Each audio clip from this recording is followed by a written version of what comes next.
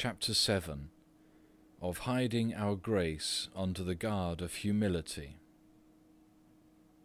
My son, it is better and safer for thee to hide the grace of devotion, and not to lift thyself up on high, nor to speak much thereof, nor to value it greatly, but rather to despise thyself, and to fear as though this grace were given to one unworthy thereof.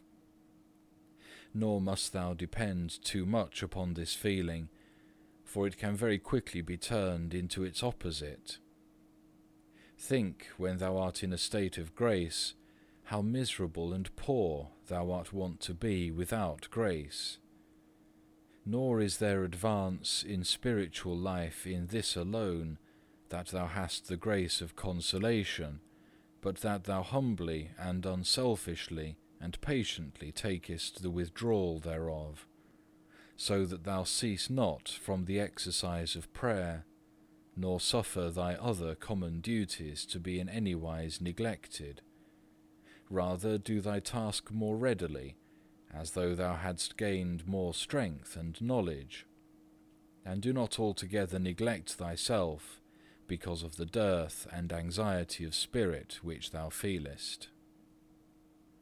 For there are many who, when things have not gone prosperous with them, become forthwith impatient or slothful, for the way of a man is not in himself. Jeremiah 10, verse 23. But it is God's to give and to console when He will, and as much as He will, and whom He will, as it shall please Him, and no further. Some who were presumptuous because of the grace and devotion within them have destroyed themselves because they would do more than they were able, not considering the measure of their own littleness, but rather following the impulse of the heart than the judgment of the reason. And because they presumed beyond what was well-pleasing unto God, therefore they quickly lost grace. They became poor, and were left vile, who had built for themselves their nest in heaven, so that being humbled and stricken with poverty, they might learn not to fly with their own wings, but to put their trust under my feathers. They who are as yet new and unskilled in the way of the Lord, unless they rule themselves after the counsel of the wise, may easily be deceived and led away. But if they wish to follow their own fancies rather than trust the experience of others, the result will be very dangerous to them if they still refuse to be drawn away from their own notion. Those who are wise in their own conceits seldom patiently endure to be ruled by others. It is better to have a small portion of wisdom with humility, and a slender understanding, than great treasures of science with vain self-esteem.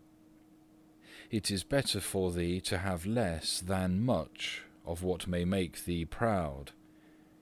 He doeth not very discreetly who giveth up himself entirely to joy, forgetting his former helplessness and the chaste fear of the Lord, which feareth to lose the grace offered.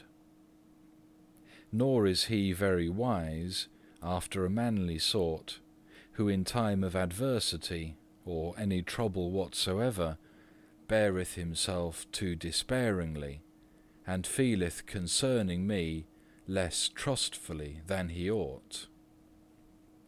He who in time of peace willeth to be over-secure shall be often found in time of war over-dispirited and full of fears.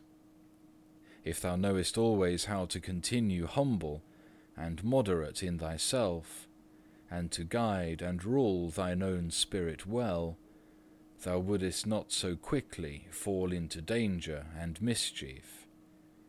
It is good counsel that when fervour of spirit is kindled, thou shouldest meditate how it will be with thee when the light is taken away, which when it doth happen, remember that still the light may return again, which I have taken away for a time for a warning to thee, and also for mine own glory.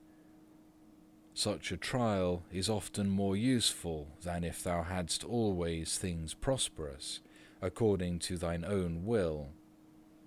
For merits are not to be reckoned by this, that a man hath many visions or consolations, or that he is skilled in the Scriptures, or that he is placed in a high situation, but that he is grounded upon true humility, and filled with divine charity, that he always purely and uprightly seeketh the honour of God, that he setteth not by himself, but unfeignedly despiseth himself, and even rejoiceth to be despised and humbled by others more than to be honoured.